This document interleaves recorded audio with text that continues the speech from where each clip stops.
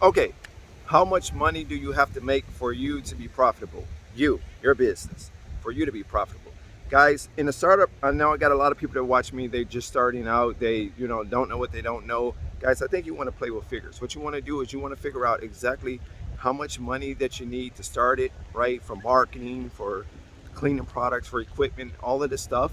And you also want to know how much money you need to be profitable, right? You don't want to put yourself in a situation where you're living paycheck to paycheck, like so many people that watch my videos. And I don't mean that in a bad way. And I'm talking about cleaning business owners. I got so many people, even franchises, they're not making it, or franchisees, they're not making any profit, right? So the money that come in and get taxed, all of these fees go off and all of this, and they have just enough to cover the rent, the car note, so forth and so forth. Don't want to put yourself in that situation, okay? So I would suggest when you're starting out, okay, once you do your DBA, your LLCs, all of that, your EINs, your bank accounts, and all of that stuff, I think you want to kind of get some type of business plan. I'm not saying it's got to be detailed, but some type of business plan, some type of number structure as to how much you need to make for your business to be profitable. Okay, everybody's business is different. Everybody's expenses are different. Everything is different right now, okay? But you do want to know that, okay? So going into this crazy world of commercial cleaning and residential cleaning, so forth and so forth, analyze your numbers, okay? It's a must. Otherwise, you're just going to be winging it from month to month, year to year, and you're going to be all over the place with your numbers. You want to definitely keep great. You definitely want to keep great record keeping with your numbers, okay? Whether you're doing it by hand and you're doing it manually, writing into a record keeping book, or you're doing some type of software program, right?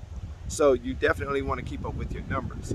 But again, you don't want this to be a replacement of your job in the sense of being a replacement of your job. So you don't want to start this cleaning business with the notion of you have to keep being a physical worker in the business. That makes you self-employed. You want to do this thing and become an entrepreneur, right?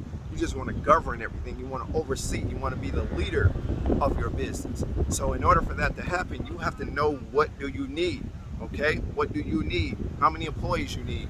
These are type of things you want to think about, okay? How many contracts you expect to get in the next 3 to 6 months, all right? What would it take, even if you're working and you got fired, would you still be able to live on the income that you're generating right now with your cleaning business, right? Would you still be able to handle payroll? Would you still be able to handle business expense, personal expense? All of these factors you want to look into, okay? I think a lot of people overlook this and they just think, well, I just need to make some money, okay? And we all need to make some money, but you want to have this plan going into it. I'm not telling you it has to be a detailed commercial cleaning business plan, but you want to have some type of plan, some type of numbers, right? So if I were you, what I would do is I would calculate how much my monthly expenses are with just personal, right? And then I'll get like a sketch idea of how much it would cost me just to run the business efficiently month to month, just on the business side of things, right? And then you got to compound those numbers. You got to make enough to at least cover both of them, right? Because the business have to be able to pay your personal expenses along with your business expenses. Now, if I were you, I would keep expenses low, keep them down as much as possible. So if you feel like you need an office space, you don't need an office space. You just take a room from your home, right? You don't need 2 or 3 cell phones, right? You may not even need a fax machine to start out, right? So whatever you could pull back from, pull back from. If it's something that you could source out for pennies on a dollar, Fiverr, Upwork, so forth and so forth, outsource it, guys. If you could do it for a less amount but still get the same type of quality, okay? So I'm here to tell you guys that I was just on my mind to do the video about this, because again, a lot of people are living paycheck to paycheck with the cleaning business. They can't even afford to do anything extravagant or anything extra because of the money is allocated to business expense, personal expenses. They're barely making payroll if they have payroll, right? So again, you want to get yourself out of that self-employed mindset and get yourself into that entrepreneur mindset. Get your business set up on autopilot. It can happen as quickly as you want it to happen, as quickly as you want it to happen. You just have to be the one to take action and just really nail it, right? Really get your marketing plan together, get your employees or subcontractors together, get all of this stuff together. Everything else will fall into place.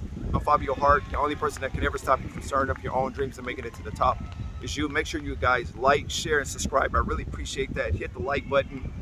Make sure you share the video if you will, and also don't forget to subscribe. I really greatly appreciate you guys. I'm Fabio Hart. Take care.